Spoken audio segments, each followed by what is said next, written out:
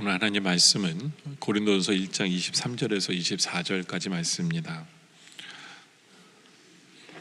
제가 봉독하겠습니다. 우리는 십자가에 못 박힌 그리스도를 전하니 유대인에게는 꺼리끼는 것이요 이방인에게는 미련한 것이로되 오직 부르심을 받는 자들에게는 유대인이나 헬라인이나 그리스도는 하나님의 능력이요 하나님의 지혜니라. 아멘. 옥스퍼드 대학의 교수인 알레스터 맥그레스는 기독교인과 기독교 아닌 사람의 차이점을 주님의 십자가를 어떻게 바라보고 있느냐에 따라서 구분을 한다라는 이야기가 있습니다. 유대인들은 십자가를 바라볼 때 그 십자가에 매달린 사람은 절대로 메시아가 될 수 없다라고 생각을 합니다. 왜냐하면 신명기서 2장 21장 23절에 보면 나무에 달린 자는 하나님의 저주를 받았다라는 표현 때문에 어떻게 메시아가 하나님의 저주를 받느냐라고 생각하기 때문에 십자가를 바라보면서 그것에 매달린 예수님을 메시아로 인정하지 않습니다. 또 헬라인 같은 경우에 보면 고린도서 1장 22절에 보면 유대인들은 표적을 구하고 헬라인은 지혜를 찾으나라는 표현을 합니다. 그러니까 유대인들은 만약에 예수님이 십자가 달리셨다가 그 위에서 떨쳐버리시고 내려오셨다면 다 믿을 거예요. 왜냐하면 유대인들은 표적을 믿는 사람들이기 때문에. 또 헬라인들은 지혜를 믿는 사람들입니다. 세상의 상식을 믿는 사람들이죠. 그래서 하나님이 어떻게 저렇게 나약하게 십자가를 져? 그건 말도 안 돼 해서 상식으로 안 맞기 때문에 헬라인들은 자신의 지혜 때문에 십자가를 믿지 못합니다. 그래서 사도 바울이 고린도서 1장 23절에 우리는 십자가에 못 박히는 그리스도를 전하는데 문제는 유대인에게는 십자가가 꺼리끼는 것이 되고 헬라인에게는 미련한 것이 됩니다. 그렇다면 현대인들은 이 십자가를 어떻게 생각하고 있을까요? 강해 설교자인 잔 메가드는 현대인들은 십자가 위에 달리신 예수님을 홍보하기에 별로 매력이 없는 상품을 떠맡았다라고 생각을 한다라고 생각을 합니다. 십자가는 감정에 불쾌감을 주고 점잖은 사람들의 세련된 정서에 충격을 주고 약하고 수치스러운 모습이기 때문에 현대인들도 그 십자가를 제대로 이해하지 못한다라고 설명을 합니다. 그렇다면 사도 바울은 십자가를 어떻게 생각할까요? 사도 바울 오늘 본문 24절에 보면 오직 부르심을 받은 자들에게는 유대인이나 헬라인이나 그리스도는 하나님의 능력이고요 또 하나님의 지혜니라. 사도 바울에게서 십자가는 하나님의 능력이고 하나님의 지혜로 십자가를 바라봅니다. 제가 오늘 여러분에게 묻고 싶은 것은 여러분들은 십자가를 어떻게 바라보십니까? 여러분에게 있어서는 십자가가 무엇입니까? 를 생각해 보길 원합니다. 나에게 있어서 십자가는 뭘까? 나는 이 십자가 때문에 어떤 체험을 했고 어떤 경험을 했고 어떤 간증을 할 수 있는가를 생각해 봐야 합니다. 그래서 오늘 설교 제목이 나에게 있어서 십자가는 무엇이냐는 거예요. 이것을 깨달아 알기 위해서는 첫째로 우리는 십자가라는 안경으로 세상을 바라보신 적이 있는지를 생각해 봐야 합니다. 저는 원래 초등학교 5학년 때부터 안경을 썼어요. 굉장히 눈이 나빴어요. -5 거기다 난시까지 있었거든요. 그래서 안경을 늘 쓰고 다니면서 대학교 때까지 안경을 썼죠. 쓰고 다니면서 내가 만약에 조선시대에 태어났으면 큰일 날 뻔했다. 눈이 안 좋아서 많은 걸 못 보며 살았을 텐데 이 안경이 얼마나 좋은지 모르겠다라는 생각을 하며 살았어요. 그러다가 이제 영락교에 와서 제가 라식 수술을 하고 한 15년 동안 안경 없이 좋은 세월을 보냈죠. 그리고 이제는 또다시 안경이 필요한 시간이 왔습니다. 물론 설교할 때는 제가 이렇게 글자를 크게 해놓기 때문에 안경을 안 쓰지만 제 방이나 제 차에나 안경이 없는 곳이 없어요. 다 안경을 하나씩 갖다 놓고 안경을 봅니다.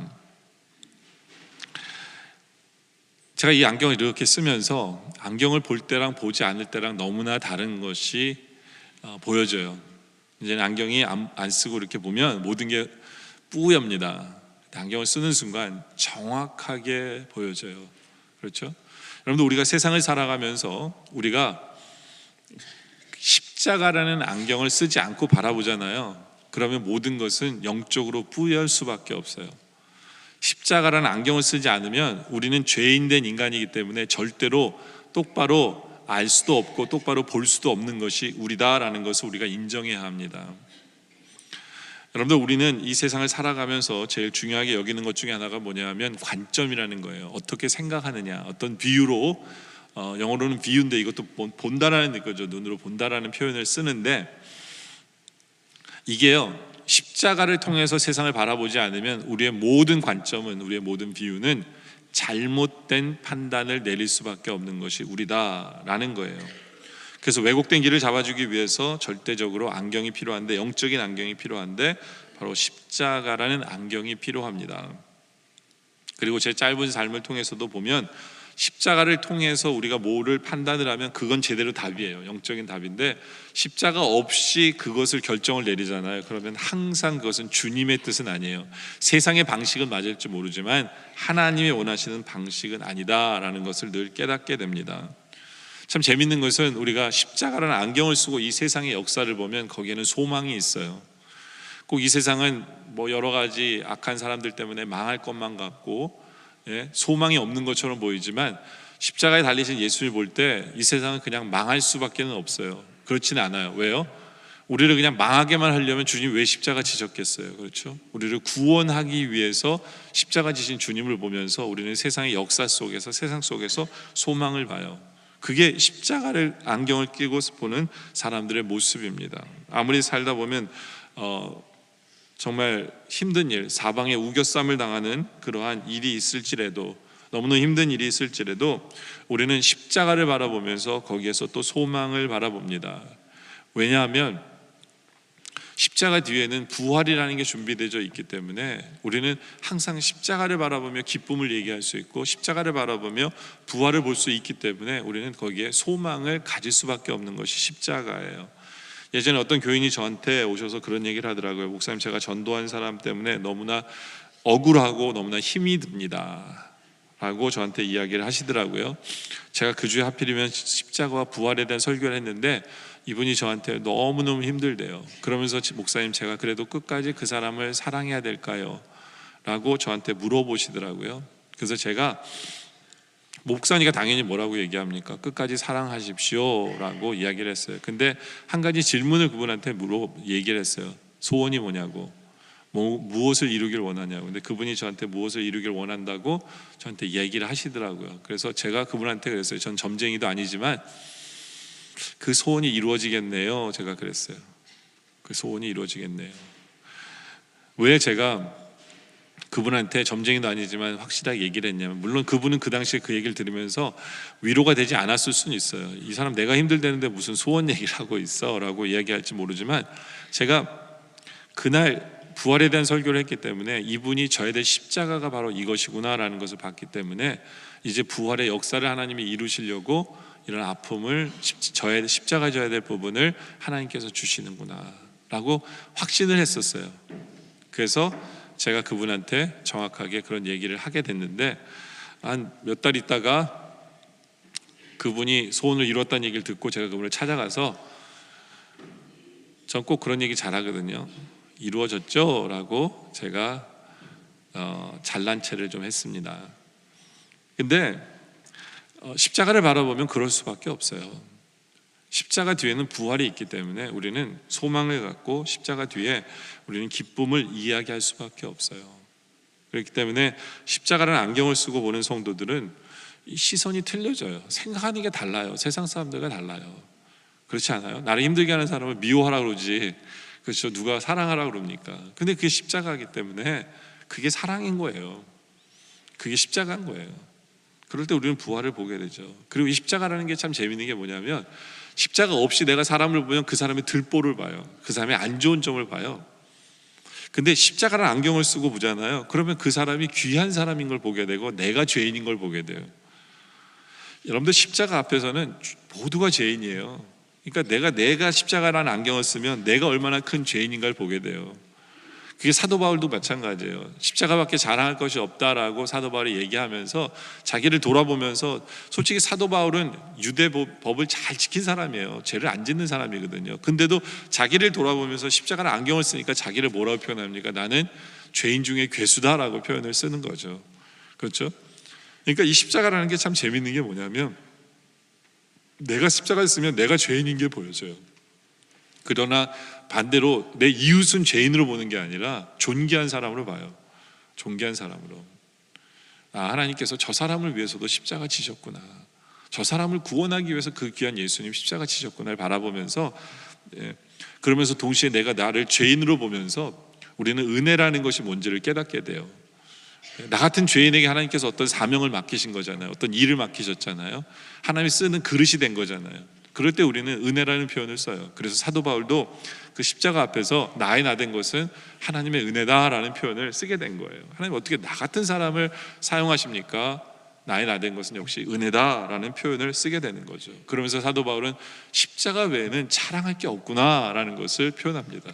그래서 사도 바울이 역설적으로 고린도서 오늘 본문 31절에 보면, 기록된 바 자랑하는 자는 주 안에서 자랑하라 함과 같게 하려 합니다. 너 자랑하고 싶으면 주님 안에서, 십자가 안에서 한번 자랑해봐. 자랑할 게 있는지라는 표현이에요. 십자가밖에 자랑할 게 없어요. 그렇죠? 그렇게 십자가라는 안경을 쓰면 우리는 십자가밖에 자랑할 것이 없는 우리를 발견해야 된다는 거죠.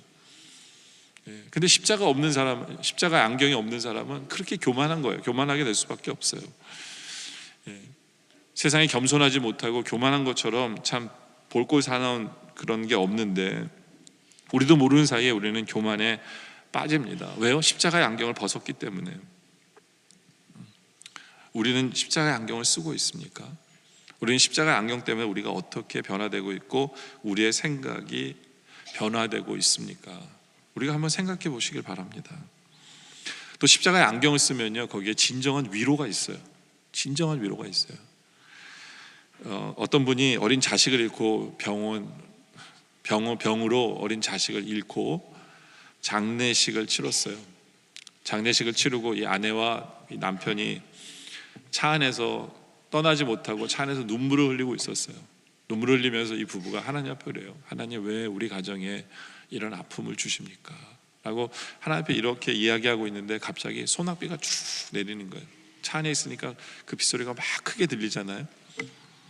근데 이 빗소리를 통해서 이 두 분이 뭘 들었냐면, 하나님이 눈물을 흘리신다라고 이 사람들이 느낀 거예요. 하나님도 울고 계신다. 그러면서 하나님이 이들에게 이렇게 표현하는 것 같아요. 나도 자식을 십자가에서 잃었다.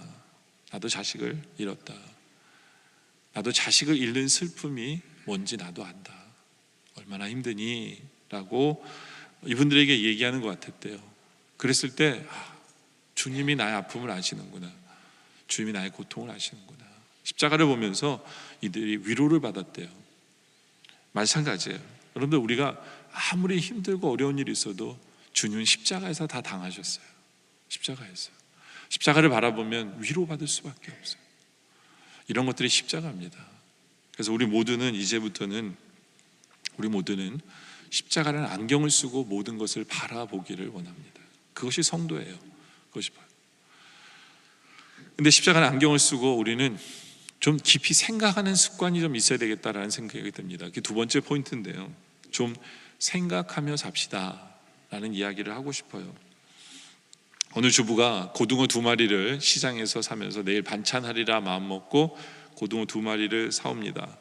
그리고 그 다음날 냉장고를 딱 열어봤더니 고등어 2마리는 온데간데 없고 신발 1짝이, 신발 2짝이 냉장고에 있더래요. 어떻게 된 일이지 하고 신발장을 열어봤더니 온통 고등어 냄새로 쩔으면서 그 안에 고등어 2마리가 있더래요. 그러니까 이분은 고등어를 갖다 넣는다는 게 자기 신발을 넣고 신발장에는 자기 고등어를 갖다 넣은 거예요. 남 얘기가 아니죠, 그렇죠? 우리 교인 중에서 어떤 분이 전화기 열심히 찾았는데 그 냉장고에 있더라고 얘기하는 분도 있고. 그런데 이게 왜 그러냐면요, 여러분들, 왜 이런 일이 벌어지냐면 생각 없이 살기 때문에 그래요. 생각 없이 습관적으로 살기 때문에 그래요. 습관적으로. 그러니까 정신이 나간 거죠, 한마디로 말하면. 생각 없이 사는 거예요.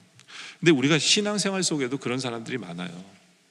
내가 이것을 왜 하는지, 왜 해야 되는지 생각 없어요. 그냥 습관적으로 교회 오고, 습관적으로 찬양하고, 습관적으로 예배 참석하고, 습관적으로 말씀 듣고. 예? 그럼 그 사람은 정신없는 사람이에요. 여러분들 인간이란 말을 학술적 용어로 세 가지를 얘기하거든요. 호모 사피엔스, 그 다음에 호모 에렉투스, 호모 파베르라는 얘기를 하는데, 호모 파베르라는 얘기는 뭐냐면 인간은 도구를 쓰는 게 인간이다라고 해서 도구를 쓰기 때문에 인간이다라고 얘기하고, 호모 에렉투스라는 건 인간은 두 발로 보행을 하기 때문에 인간이다라는 표현을 쓰는데, 진짜 인간을 인간되게 만드는 게 뭐냐면 호모 사피엔스예요. 호모 사피엔스라는 건 뭐냐면 인간은 생각한다라는 거죠. 하나님께서 인간에게 주신 가장 큰 축복이 뭐냐 하면 생각하는 거예요. 생각하는 거예요. 근데 만약에 우리가 생각하지 않고 한다면 그건 동물이고, 그렇죠? 하나님의 선물을 저버리는 거죠. 네? 근데 문제는 생각을 하더라도 생각하는데 어떻게 생각하느냐도 달라져요. 여러분들 어떤 일이 벌어지면 보통 어떤 스타일의 생각을 하세요? 보통 믿는 스타일입니까? 아니면 의심하는 스타일입니까? 예를 들면 만약에 여러분의 남편이 늦게 오잖아요. 늦게 오면 자동적으로 우리 남편 얼마나 고생할까, 바깥은 추운데, 뭐 이렇게 생각이 듭니까? 이 인간 어디로 또 샜구나 라고 생각을 하십니까? 여러분의 생각이 여러분의 모습이에요. 이걸 우리는 아담형이라고 그러는데, 아담은 이게 신앙도 마찬가지예요. 하나님께서 우리에게 말씀을 주셨을 때 아담은 이거 먹으면 정령 죽는다고 그랬는데 진짜 죽을까? 이게 아담형이거든요. 의심하는 거거든요. 믿지 않는 거거든요. 말씀 앞에서도 우리가 주님이 나를 사랑하셔서 이 말씀을 주신다라고 생각하면 우리는 순종하죠. 예? 근데 하나님 나를 사랑하실까라고 의심하면 우리는 순종 안 해요. 생각을 하더라도 제대로 해야 되죠. 예? 이 아브라함 같은 사람은요, 모든 부분에 있어서 믿음을 적용하며 생각을 하는 사람이에요. 아브라함이 창세기 12장에 보면 하나님께서 갈대우르를 떠나 이제 가나안으로 가라 그러셨을 때, 아브라함은 하나님이 나에게 좋은 것 주시겠지 하는 믿음으로 갑니다. 물론 아브라함은 그곳에서 가뭄이 졌을 때 이집트로 도망도 가고요, 자기가 안 해야 될 일을 많이 해요. 많이 합니다. 하나님이 아브라함에게 자식을 준다고 그랬는데 자기가 첩을 들여가지고 이스마엘도 낳았고 안 해야 될 일도 많이 해요. 근데 아브라함을 통해서 우리가 배워야 되는 게 뭐냐면, 아브라함은 항상 생각을 해요. 어떤 일이 벌어졌을 때 이게 왜 이렇지? 예? 하나님의 음성을 들어요. 내가 잘못한 거 맞구나, 이런 생각을 해요. 돌아보는 생각을 해요. 예, 이스마엘을 낳고 자기 아내와 그 첩이 싸우는 걸 보면서 이게 내가 잘못했구나, 이 하나님 뜻이 아니구나, 하나님 원하시는 게 뭘지 항상 믿음으로 대입을 하는 거예요. 그런 생각할 줄 아는 사람이었어요, 아브라함이. 그러니까 아브라함도 우리처럼 넘어지고 실패하고 불순종하고 좌절한 부분이 있어요. 아브라함도. 그럼에도 불구하고 아브라함은요, 신앙이 자라나는 이유는 그곳에 생각이라는 걸 하기 때문에 그래요. 믿음이라는 걸 대입하기 때문에 아브라함은 변화돼요. 그래서 아브라함의 그 믿음이 제일 클라이막스에 이뤘던 때가 언제입니까? 이삭을 달라고 했을 때 이삭을 드릴 때예요. 근데 보세요, 아브라함이 하나님 앞에 이삭을 드릴 때 창세기 22장 5절에 보면, 이에 아브라함이 종들에게 이르되 너희는 나귀와 함께 여기서 기다리라, 내가 아이와 함께 저기 가서 예배하고 우리가 너에게로 오리라 라고 얘기하잖아요. 지금 보세요, 아브라함은 자기 자식을 죽이러 가는 거예요. 죽이러 올라가는 거예요. 이제 죽이면 자기 혼자 내려와야 되잖아요. 근데 아브라함은 뭐라고 얘기하냐면 우리가 내려온대. 이게 아브라함의 믿음이에요. 아브라함은 처음에는 흔들리는 믿음이었지만 이삭을 드릴 때 그 믿음은 부활의 신앙인 거예요. 내가 이삭을 죽이더라도 하나님은 살려서 결국엔 같이 내려오게 하실 거라는 이 믿음, 이것이 믿음을 생각하는 성도의 변화된 모습인 거죠. 아브라함은 이 믿음으로 자기 자식을 드린 거예요. 그 결국에는 하나님께서 여호와 이레로 다른 양을 주시고 이삭을 같이 내려오게 하시잖아요. 네. 이러한 믿음. 아브라함은 십자가라는 게 뭔지 몰랐지만 죽어도 산다는 걸 믿었어요. 내가 주님이 원하시는 대로 죽어도 주님을 살리실 거라는 이 부활의 신앙이 어디서 온 거예요? 생각하는 것에서 온 거예요. 믿음을 생각하는 데서 오는 거죠. 여러분들, 우리가 신앙생활은요, 계속해서 십자가를 대입하면서 십자가를 통해서 우리가 생각을 해야 돼요. 그래서 생각할 때 몇 가지 좀 법칙이 있는데, 여러분들 제발 생각할 때 무슨 일을 하잖아요. 그럼 그 일이 어떻게 전개가 되는지를 좀 지켜보면서 생각을 하세요. 아무 생각 없이 일을 하는 게 아니라 주님이 우리에게 뭔가를 원하시잖아요. 그럼 우리가 뭔가를 했다면 주님은 결과적으로 어떤 일을 이루시는가를 눈여겨보세요. 그걸 기억하면서 하시라는 거예요. 아니면 주님이 하지 말라고 그랬는데 내가 뭔가를 했잖아요. 그럼 내 삶이 어떻게 되는지를 좀 지켜보세요. 눈여겨보세요. 주님이 내 삶 속에서 함께 하시는 것을 생각하며 지켜보는 것, 이 생각이 우리에게 꼭 필요해요. 그래야 간증할 수 있고, 그래야 반성할 수 있고, 그래야 회개할 수 있는 거예요. 우리 하나님이 얼마나 섬세하신지를 우리는 깨닫게 되는 거죠. 그렇죠? 네. 저는 그런 생각해요. 너무 생각 없이 사는 성도들이 많은 게 아닐까?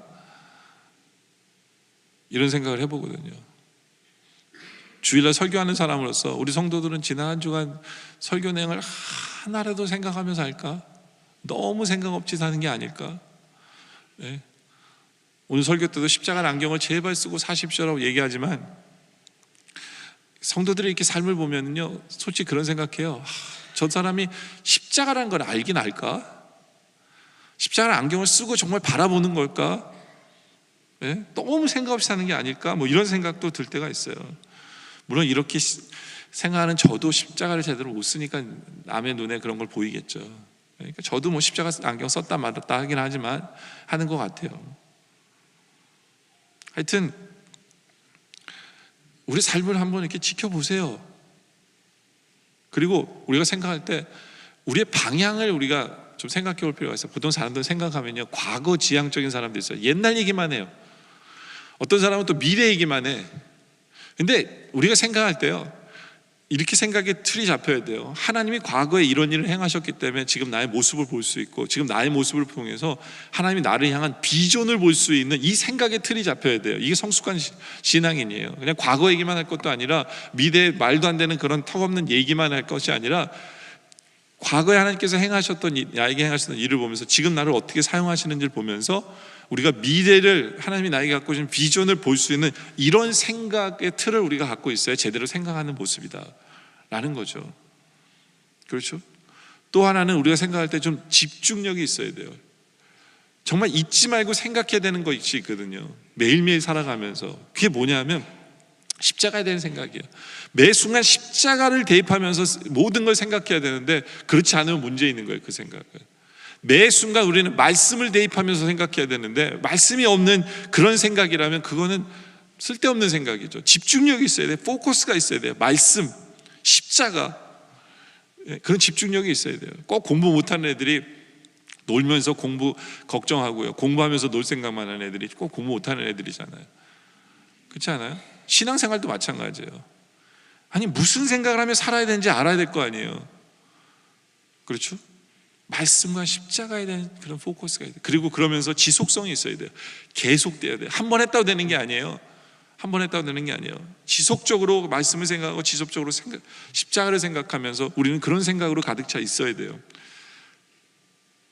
그리고 또 하나는 우선순위예요. 무엇이 중요한지, 내 인생에서 무엇을 생각하면서 하는 것이 가장 중요한 건지. 우리는 알잖아요. 말씀이잖아요. 우리는 십자가잖아요. 그거 생각하면서 살아야죠. 쓸데없이 다른 거 생각하는 게 아니라 우선순위는 그거예요. 쓸데없는 생각은 버려버리세요. 사도 바울이 그런 얘기를 하죠. 13장 11절에 내가 어렸을 때는 말하는 것이 어린아이 같고 깨닫는 것이 어린아이 같고 생각하는 것이 어린아이 같다가 장성한 사람들에 대해서는 어린아이를 버렸어요. 어린아이 생각을 버린 거예요. 여러분들 우리는 어른이잖아요. 성숙한 사람이잖아요. 그러면 어린아이 같은 생각은 좀 버려야 돼요. 쓸데없는 생각은 버리세요. 뭐 예를 들면 내가 누구를 미워하는 이런 생각 있죠. 그건 진짜 쓸데없는 생각이에요.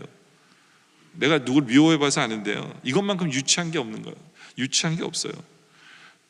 나중에 보니까 내가 그 사람을 늘 묵상하고 있더라고요.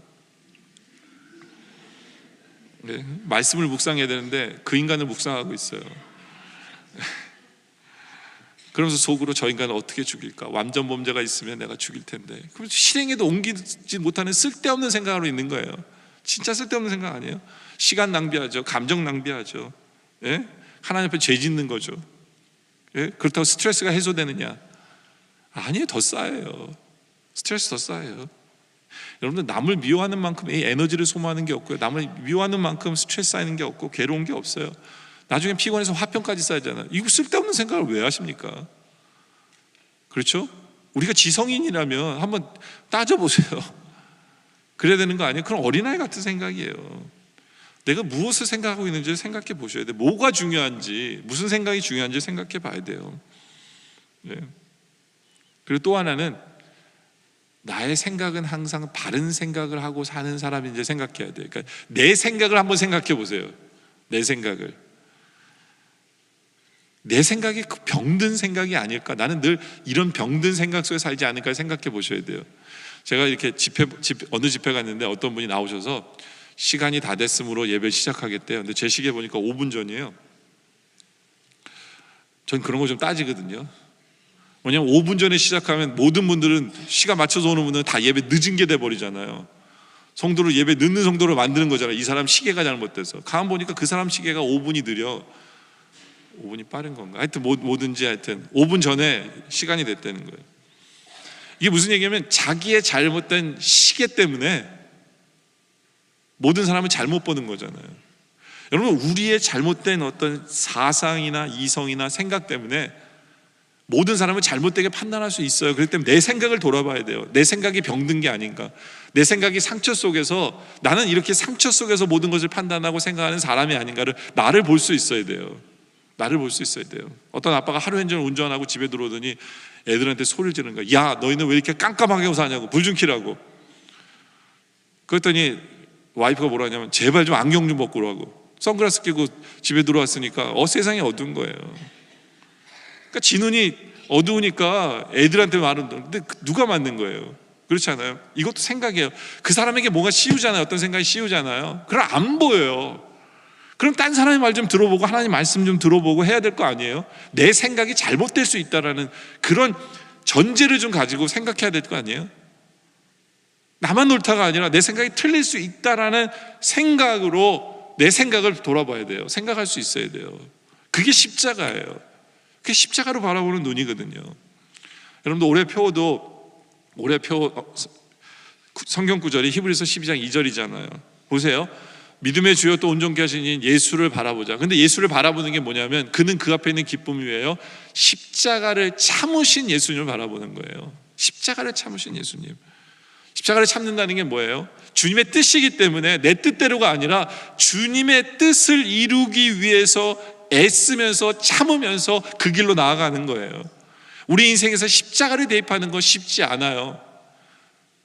왜냐하면 십자가를 지는 게 쉽지 않아요. 그렇지만 우리는 우리에게 허락하신 십자가 뭔지를 깨닫기 위해서 생각해야 되는 거고, 이제 그것이 안다면 우리는 그 십자가를 붙들고 참아야 돼요. 참아야 돼요. 왜냐하면 그 길만이 부활의 길이고 그 길만이 옳은 길이기 때문에 우리에게는 그 길밖에 없어요. 그것을 볼 수 있는 눈, 그런 마음, 그리고 그 길로 갈 수 있는 용기, 이런 그런 믿음, 이런 모든 것이 십자가를 안경을 쓰고는 필요한 거거든요. 여러분, 우리는 어떤 생각으로 우리는 살아가고 있습니까? 이 세상을 무슨 생각으로 살아가고 있습니까? 십자가를 생각하긴 하십니까? 세 번째로는 사도 바울은 고린도 교회의 문제를 십자가로 풀어가기 위해서 오늘 본문의 얘기를 쓴 거예요. 고린도서 1장 12절에 보니까 내가 이것을 말하거니와 너희가 각각 이르되 나는 바울에게, 나는 아볼로에게, 나는 게바에게, 나는 그리스도에게 속한 자라. 이게 고린도 교회의 문제였어요. 고린도 교회는 파가 4개나 있었어요. 파가 2이만 돼도 골치 아파 죽겠는데 파가 4이에요. 무슨 파였느냐? 첫째는 바울파예요. 문제는 뭐냐면 바울은 원하지도 않는데 지파가 있는 거예요. 언제 날 좋아해야 되냐는 거죠, 사도 바울은. 근데 바울파가 있어요. 아마 사람들은 그 바울의 리더십을 좋아했던 것 같아요. 바울의 확신에 찬 그 모습. 바울은 설교는 잘 못했어요. 원래 설교가는 아니에요. 그러니까 바울은 아마 그 스트롱한 리더십에 사람들이 매료됐던 것 같아요. 비전을 제시하고 막 이런 거에 대해서 글을 잘 쓰거든요. 그래서 바울파가 있었어요. 추종자가 있었어요. 또 다른 사람들은 아볼로파예요. 아볼로는 설교를 잘하는 사람이에요. 설교를. 그러니까 그 사람이 강대상 앞에 설교 들으면 그 소리에 이제 혹하게 되는 거죠. 그러니까 아볼로파가 생긴 거예요. 바울은 설교를 좀 못하는데 아볼로는 설교를 잘했던 거죠. 또 어떤 사람은 게바파예요. 베드로파죠. 베드로는요 이렇게 욱하는 성격이 있는 반면에 또 능력을 행하잖아요. 예수님 제자로서 막 안진뱅이를 일으키고 막, 그러니까 능력에 혹해가지고 또 암만 설교 들으면 뭐하냐, 능력이 있어야지 하면서 또 베드로파가 된 거예요. 근데 진짜 재밌는 건 누구냐면 누구 파도 있었냐면 오직 그리스도파도 있어요. 또 주님도 원한 적도 없는데 그리스도파예요. 여러분들 굉장히 바람직하게 보이죠. 우리는 인간은 안 보고 우리는 예수님만 볼 거야. 굉장히 바람직해. 근데 문제는 뭐냐면 이들이 파를 만들었다는 게 문제예요. 파를 만들었다는 얘기는 뭐냐면 나는 바울파, 아볼로파, 게바파 용납 안 하겠다는 거거든요. 그들을 인정 안 하겠다는, 그들에게도 맞는 게 있어요. 아볼로의 설교도 맞고 바드로의 말씀도 맞잖아요. 게바의 능력도 맞아요. 다 받아들여야죠. 왜 우리는 그리스도만 볼 거야 하면서 파를 만들고 사람을 배격합니까? 이런 사람들이요 더 문제예요. 자기 잘못을 몰라. 자기가 뭔 잘못하는지, 나는 그리스도파인데 뭐가 잘못됐냐는 거예요. 파가 만든 게 잘못된 거예요. 파가 만들었다는 얘기는 뭐냐면 반대 사람들도 있고 원수도 있고, 예? 따라가지 않겠다는 거잖아요. 하나가 안 되겠다는 거잖아요. 이런 게 문제예요. 고린도 교회는 이런 문제가 있었어요. 근데 왜 고린도 교회는 이렇게 서로 싸우고 파가 생겼느냐? 그 이유는 고린도서 1장 5절에 보면 나오는데요. 이는 너희가 그 안에서 모든 일 곧 모든 언변과 모든 지식이 풍족하며, 일이 잘 돼요. 일이 풍족해. 그러니까 무슨 얘기냐면 다 잘 살아요. 또 모든 말도 정말 잘해 사람들이요. 그러니까 말로써 그냥 자기 팔을 만드는 거예요. 말을 너무너무 잘해요. 거기다가 지식도 풍족해요. 우리말로 하면 다 서울대 나온 사람들이에요. 다 인류대 나온 사람들이에요. 다 잘났어요 다. 그러니까 돈도 많죠. 말도 잘하죠. 네? 거기다가 직계인 학벌도 다 뛰어나죠. 그러니까 다 자기들 잘난 맛에 사는 거예요 다. 네. 거기다 은사까지 있어요. 고린도서 1장 7절에 보니까 너희가 모든 은사에 부족함이 없이 우리 주 예수 그리스도에 나타나시면 기다. 은사도 풍성해. 근데 이게 좋은 거냐? 그렇지가 않아요. 다들 자기가 잘났대요. 자기가 잘났대요. 그러니까 내 뜻만이 오르니까 하나가 못 되는 거예요. 늘 싸우는 거예요. 늘 부딪히는 거예요. 그런 그들에게 사도 바울이 솔루션을 주는 게 뭐냐면 고린도서 1장 18절부터 시작하는데 뭐냐면 십자가의 도에 대한 얘기를 18절부터 쭉 내려가요. 뭐예요? 너희가 십자가라는 안경을 쓰고 너희를 보면 너희가 얼마나 모순된지를 보게 된다는 거예요. 네? 너희는 십자가를 믿는다고 하면서 십자가를 지려고 하지도 않고 십자가를 생각하지도 않고, 네? 어떻게 그렇게 교만하냐? 십자가를 보면 나는 겸손해지고 십자가를 보면 저 사람들 얼마나 귀한지를 봐야 되는데 십자가가 없는 거예요. 그들의 삶에는 십자가가 없어요. 네? 고린도 교회는 십자가를 믿는다고 하지만 그들은 십자가 얘기를 안 해요. 무슨 대화 속에 무슨 언변 속에 자식의 지식을, 자신이 얼마나 잘났는지를 얘기하고, 예? 자신의 말이 얼마나 맞는지를 얘기하지만 문제는 뭐냐면 십자가 얘기는 하나도 안 해요. 십자가를 대입해서 생각해 본 적이 없는 거예요. 그러니까 그렇게 싸울 수밖에요. 사도 바울이 제발 십자가의 눈으로 모든 사건을 바라보고 모든 형제를 바라보니까 그것만이 답이다. 맞아요. 십자가밖에 답이 없어요. 십자가의 눈으로 우리가 보지 않으면 우리의 모든 생각은 잘못됐습니다. 십자가의 눈으로 우리가 생각하지 않으면 우리는 엉뚱하게 다른 길로 나아갈 수밖에 없어요. 그것을 깨닫는 우리 모두가 되기를 원합니다. 이제 와서 결론을 내리죠. 어떤 성형외과 의사가 참 많은 환자를 성형 수술을 하고 책을 썼어요. 새로운 미래를 소유한 새로운 얼굴이다라는 책을 썼는데 이 의사가 발견한 사실이 한 가지가 있어요. 그게 뭐냐면 아무리 성형 수술이 잘 돼서 그 사람이 예쁜 얼굴로 바뀌어도 그 사람은 자기 스스로를 예쁘다고 생각 안 한대요. 어떤 사람은 의사한테 화를 낸대요. 왜 똑같이 만들어줬냐고. 분명히 사진도 틀려졌는데 왜 똑같이 못생겼냐고 그러는데. 그래서 이 사람이 사람은 성형의 얼굴을 바꿔야 되는 것이 아니라 마음을 바꾸는 게 더 우선이구나 라는 것을 깨달은 사람이거든요. 여러분 마찬가지예요. 여러분 아무리 겉만 바꾸면 우리가 뭐합니까? 겉만 그런 척하면 뭐예요? 우리의 속사람이 바뀌어야 돼요. 우리의 생각 자체가 바뀌어야 돼요. 우리의 판단 기준이 바뀌어야 돼요. 우리의 모든 판단 기준은 십자가의 안경으로 바라볼 수 있어야 돼요. 그래서 주님이 무슨 생각을 하시는지를 우리는 그걸 보고 결정을 내려야죠. 우리의 대화는 십자가의 대화밖에 없어요. 우리의 생각은 십자가로 가득 차 있어야 돼요. 그렇죠? 그렇게 될 때 십자가가 나에게 뭔가를 얘기할 수 있어요. 사도 바울은 그렇게 사니까 고린도서 1장 24절에 사도 바울이 이렇게 고백하잖아요. 오직 부르심을 자들에게 유대인이나 헬라인이나 그리스도는 하나님의 능력이다. 주님 지신 저 십자가는 능력이구나. 약한 게 아니구나. 능력이구나. 저 십자가는 하나님의 지혜구나. 이 길밖엔 답이 없구나. 이게 내 인생의 솔루션이구나. 십자가 이게 답이구나. 사도 바울만의 고백이 아니라 우리의 모두의 고백이 되어지시기를 주님의 이름으로 축원합니다. 기도드리겠습니다. 아버지 하나님, 늘 우리가 십자가를 바라보며 십자가를 믿는다고 하지만 내 스스로에게는 십자가가 무엇인지를 이제부터는 간증하며 살게 하여 주시옵소서. 모든 판단이나 모든 생각은 다 십자가의 안경을 쓰고 바라보게 하여 주시옵소서. 십자가를 안경을 쓰고 바라보면서 더욱더 깊이 지속적으로 내 인생을 살아가게 하여 주시옵소서. 그래야 그 안에서 내가 얼마나 죄인인지, 교만할 수 없는 사람인지, 그러나 내 형제는 얼마나 귀한지, 또 이 모든 아픔 뒤에 부활의 역사가 있는 것을 보게 하여 주시옵소서. 그래야 사도 바울처럼 그 십자가는 하나님의 능력이고 하나님의 지혜라는 간증이 우리 안에 넘쳐나게 하여 주시옵소서. 예수님의 이름으로 기도드립니다.